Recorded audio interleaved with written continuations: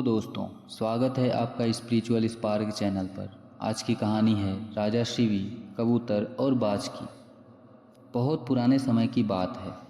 उसी नगर देश में राजा शिवी का राज था। लोग उन्हें दया का सागर कहते थे। कोई भिखारी खाली हाथ नहीं लौटता था। कोई रोता हुआ आता था तो राजा खुद आंसू पोंछते थे। कहते थे, मेरे राज्य में कोई दुखी नहीं रहेगा। स्वर्ग में इंद्र को ये बात चुभ गई। वे अग्निदेव से बोले, ये शिवी इतने दयालु कैसे? चलो परीक्षा लेते हैं। अग्निदेव मुस्कुराए, चलो महाराज, मज़ा आएगा। इंद्र बाज बन गए, अग्निदेव छोटे से कबूतर। कबूतर घबराया हुआ राजा शिवी के दरबार में उड़ता हुआ आया और राजा की गोद में टुबक गया। कबूतर कांपते स्वर में बोला, महाराज, एक भयंकर बाज मेरे पीछे पड़ा है, मेरी जान बचा लो। राजा ने कबूतर को सीने से लगाया। डरो मत बेटा, जब तक मैं जिंदा हूँ कोई तुम्हें छू भी नहीं सकता। तभी जोरदार पंख फड़फड़ाते हुए एक बड़ा बाज दरबार में घुस आया। उसकी आंखें लाल, पंजे तीखे थे। बाज गरजता, राजन, ये कबूतर मेरा शिकार है, मुझे दे दो वरना मेरे बच्चे भूखे मर जाएंगे। राजा शांत स्वर में बोले, बाज, मैंने इसे शरण दी है, अपना वचन तोड़ नहीं सकता। बाज ने गुस्से में पंख फैलाए, तो मेरे बच्चे मरे, आप राजा हो या न्याय करो। राजा कुछ देर सोचे, फिर मुस्कुराए, एक उपाय है। इस कबूतर के बराबर मांस मेरे शरीर से काट लो, तुम्हारा पेट भरेगा, मेरा वचन भी बच जाएगा। दरबार में सन्नाटा छा गया। बाज, जो इंद्र बनकर आए थे, हैरान रह गए। सच कह रहे हो महाराज? राजा का वचन झूठ नहीं होता। राजा ने तुरंत तराजू मंगाई। एक पलड़े में कबूतर बैठाया, दूसरे पलड़े पर अपनी जांघ से मांस का टुकड़ा काट कर रखा। तराजू नहीं हिला। दूसरा टुकड़ा काटा, फिर भी कबूतर का पलड़ा भारी रहा। राजा ने और मांस काटा, फिर और देखते देखते आधी जांघ कट गई, फिर भी तराजू नहीं हिला। राजा ने आखिरी फैसला लिया। खुद ही तराजू के पलड़े पर जा बैठे और बोले, अब ले लो मेरा पूरा शरीर, पर इस मासूम को मत छूना। तभी तेज रोशनी हुई, बाज और कबूतर गायब। सामने खड़े थे स्वयं इंद्र और अग्निदेव। इंद्र ने हाथ जोड़े, शिवी, तुमने परीक्षा पास कर ली। पृथ्वी पर तुम्हारे जैसा दयालु कोई नहीं। अग्निदेव ने राजा के घावों पर हाथ फेरा, सब ठीक हो जाएगा। इंद्र बोले, तुम्हारी दया अमर हो गई। आज से तुम्हारा नाम महाभारत में भी गूंजेगा। उस दिन के बाद उसी नगर देश में एक कहावत चल पड़ी, शिवी जैसा दया करो तो देवता भी सलाम ठोकें। राजा शिवी जब भी दरबार लगाते, एक खाली तराजू रखवाते और बच्चों को समझाते, बेटा, दया का वचन सबसे भारी होता है। दोस्तों, सच्ची दया में अपना सब कुछ न्यौछावर करने की ताकत होती है। ज़रूरतमंद की मदद करो, भले ही कितनी बड़ी कुर्बानी देनी पड़े, भगवान खुद तुम्हारे साथ खड़े हो जाते हैं। दूसरी कहानी है राजा बलराम और 3 बेटों की अनोखी परीक्षा। किसी पुराने राज्य में राजा बलराम राज करते थे। उनके 3 बेटे थे, बड़ा विक्रम, बीच का विराट और सबसे छोटा वितान। तीनों होशियार थे, तीनों बहादुर, पर राजा सोचते रहते थे, मेरा सिंहासन किसे सौंपूं और सचमुच न्याय कौन करे। एक दिन दरबार में राजा ने तीनों को बुलाया। राजा, बेटों, एक सवाल है, अगर कोई अपराधी तुम्हारे सामने खड़ा हो, तुम क्या करोगे? विक्रम, बड़ा बेटा, तपाक से बोला, पिताजी, उसे फांसी पर चढ़ा दूंगा, अपराधी को जीने का हक नहीं। विराट बोला, नहीं पिताजी, पहले जेल में डालूंगा, सज़ा तो बनती है। विवान, सबसे छोटा, शांत स्वर में बोला, पिताजी, मैं पहले सच जानूंगा कि उसने अपराध किया भी है या नहीं। बिना जांच पड़ताल के सज़ा देना तो अन्याय होगा। दरबार में सन्नाटा छा गया। राजा मुस्कुराए और बोले, विवान, अपनी बात साबित करो। विवान ने एक पुरानी कहानी सुनानी शुरू की। पहले के ज़माने में एक राजा थे। उनके पास एक बहुत समझदार तोता था। एक दिन तोता बोला, महाराज, मुझे मम्मी पापा के पास मिलने जाना है। राजा बोले, जा बेटा, 5 दिन बाद लौट आना। मिट्ठू 5 दिन बाद मम्मी पापा के पास रहा। लौटते वक्त सोचा, महाराज को कुछ तोहफा दूं।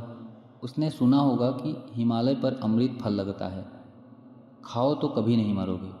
वो उड़कर पहाड़ पर पहुंचा। रात हो गई। फल तोड़ लिया पर सो गया। रात में एक जहरीला सांप आया और फल चखने लगा। फल में उसका जहर लग गया। सुबह मिट्ठू ने फल उठाया और खुशी खुशी राजा के पास पहुंचा। महाराज, ये अमृत फल है, खाइए और अमर हो जाइए। राजा खुश। फल उठाने ही वाले थे कि चालाक मंत्री बोला, रुकिए महाराज, पहले जांच कर लें।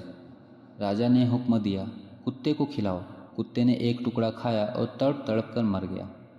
राजा को गुस्सा आया। धोखेबाज तोता।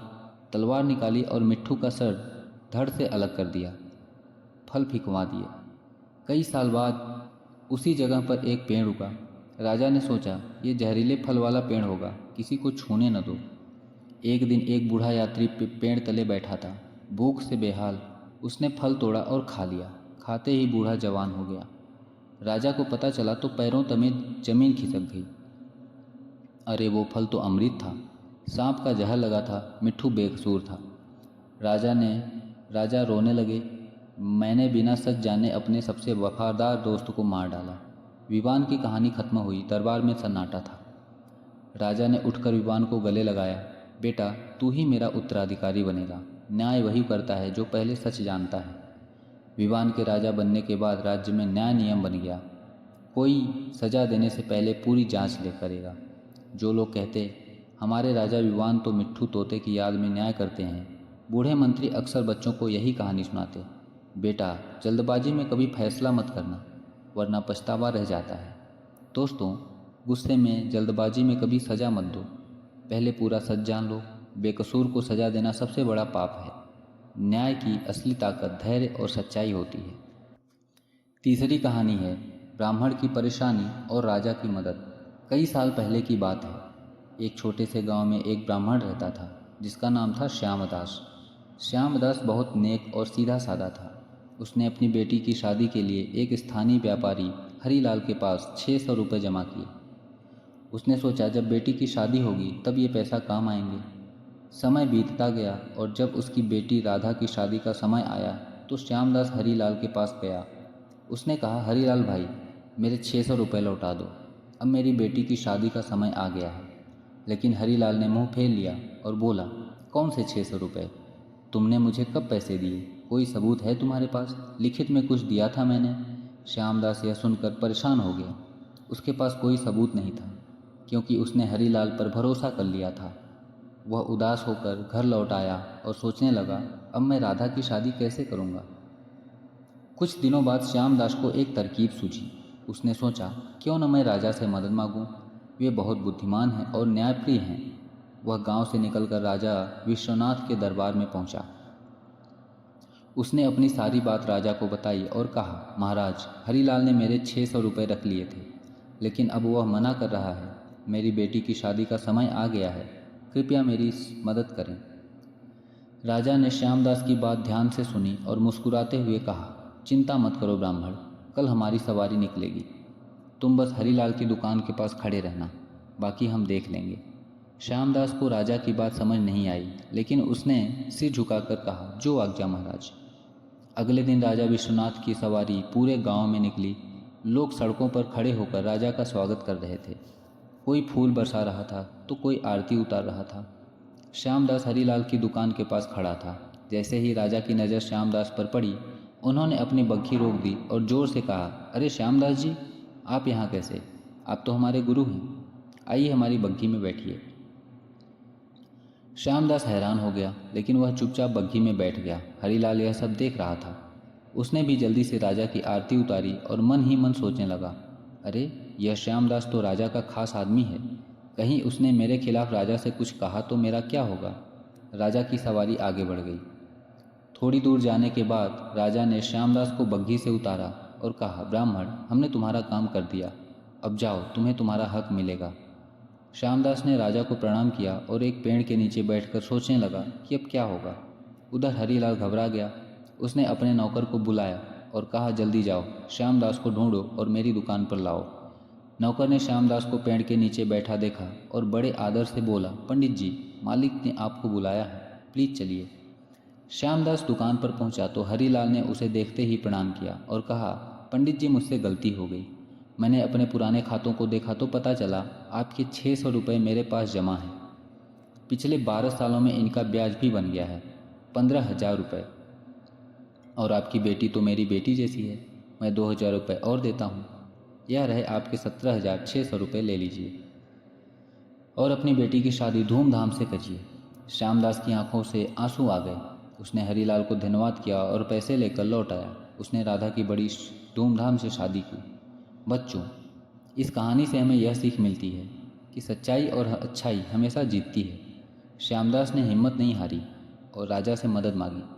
राजा ने अपनी बुद्धि से हरीलाल को डराकर श्यामदास का हक दिलवाया। हमें भी मुश्किल समय में सच्चाई का साथ देना चाहिए। साथ ही यह भी सीख मिलती है कि अगर हम परमात्मा से अपना रिश्ता मजबूत रखें तो कोई भी परेशानी हमारा कुछ नहीं बिगाड़ सकती। सच्चाई और विश्वास के साथ आगे बढ़ो।